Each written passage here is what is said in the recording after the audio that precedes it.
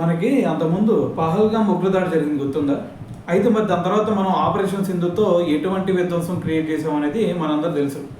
అయితే ఇప్పుడు దీని గురించే పాక్కు సంబంధించినటువంటి వాళ్ళ ఏది సీనియర్ మిలిటరీ ఆఫీసర్లు ఉంటారు కదా, సో మరి వాళ్ళు ఇప్పుడు సోషల్ మీడియా వేదికగా కొన్ని ఇంటర్వ్యూలో మాట్లాడటం జరిగింది.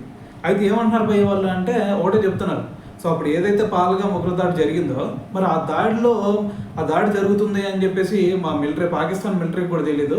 సో వాళ్ళు డైరెక్ట్గా మరి ఐఎస్ఐకి చెప్పేసి వెళ్ళి మరి దాడి చేసేసారు. సో దాని తర్వాత చూసుకుంటే మరి ఆ విషయం తెలిసిన తర్వాత మరి మా పాక్ మిలిటరీ అవ్వచ్చు, మా ప్రభుత్వాలు అవ్వచ్చు, అందరం కూడా షాక్కు గురయ్యాం. సో మరి కాకపోతే మరి అది జరిగిన తర్వాత మాకైతే ఒక ఐడియా ఉంది, మరి ఎట్టి పరిస్థితుల్లో కూడా నరేంద్ర మోడీ గారు ఆగరు. మరి 21st డే లోపు, అంటే 21st డే లోపు మరి కర్మకాండ చేసేస్తారు కాబట్టి ఆ లోపు మాత్రం ఖచ్చితంగా మరి మా పాకిస్తాన్ మీద భారతదేశం ఎట్టి పరిస్థితులైనా సరే అటాక్ చేసిద్దని చెప్పేసి మాకైతే ఒక ఐడియా ఉంది.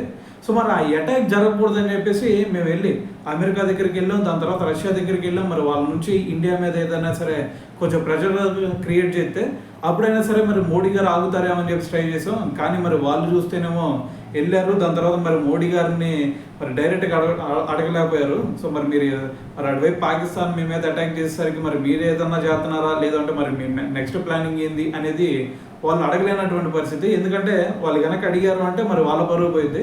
అందుకని చెప్పేసి వాళ్ళు స్ట్రైట్గా అడగలేకపోయారు. మరి ఈ దాడిని మరి స్టాప్ చేసేటటువంటి ప్రయత్నం అయితే మేము చేయలేకపోయాం. సో మరి భారతదేశం చూస్తే మరి ఏది కరాచీ లాంటిది, అలాగే లాహోర్ లాంటి పెద్ద పెద్ద నగరాల మధ్య ఉన్నటువంటి హెడ్ క్వార్టర్స్ ఏవైతే ఉంటాయో వాటి మీద కూడా ధ్వంసం చేశారు. అదైతే మేము అసలు ఎక్స్పెక్ట్ చేయనటువంటి అంశం. సో మరి అక్కడితో ఆగిపోయారా? అక్కడితో కూడా ఆగిపోకుండా మరి మా ఎయిర్ బేస్ని ధ్వంసం చేశారు, ఉగ్రవాద స్థావరాలన్నింటిని ధ్వంసం చేశారు. ఇంకా చెప్పాలి అంటే మా ఏదైతే మరి అనుస్థావరాలుగా ఉన్నటువంటి ఏదైతే కైరానా హిల్స్ ఉన్నాయి కదా, సో మరి వాటి కిందే మరి వీళ్ళు యురేనియం, దాని తర్వాత మరి న్యూక్లియర్ వెపన్స్ సంబంధించి మొత్తం కూడా అక్కడే దాచిపెట్టేది. సో మరి దాని మీద కూడా అటాక్ చేస్తారని చెప్పేసి మేము అనుకోలేదు.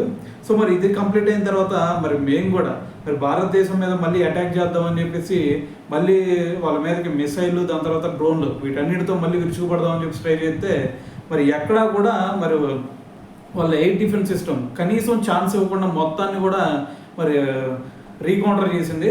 సో మరి దీంతో మరి దాని తర్వాత అయినా సరే మరి రష్యాని, అమెరికాని మళ్ళీ సంప్రదించేసి మరి ఎక్కడితో ఆపేద్దాం, మరి ఎక్కడితో అయిపోయింది కదా, మీరు వేసారు మేము వేసామని చెప్పేసి మరి ఎక్కడితో స్టాప్ చేద్దాం అని చెప్పేసి అప్పుడు ట్రై చేసాము. సో మరి ఇటువంటి విధ్వంసం మరి భారతదేశం చేసినటువంటి ఏదైతే మరి ఆ విధ్వంసం ఉందో, సో మరి దానికి తట్టుకోలేక మా మిలిటరీ ఆఫీసర్లు కూడా వెళ్ళి మసీదులో కూడా నమాజ్ చేస్తా కూర్చున్నారు, ఏం చేయాలి అర్థం కాక అని చెప్పేసి ఈరోజు వాళ్ళ సీనియర్ మిలిటరీ ఆఫీసర్లు అయితే ఒక ఇంటర్వ్యూలో మాట్లాడటం జరిగిందనమాట.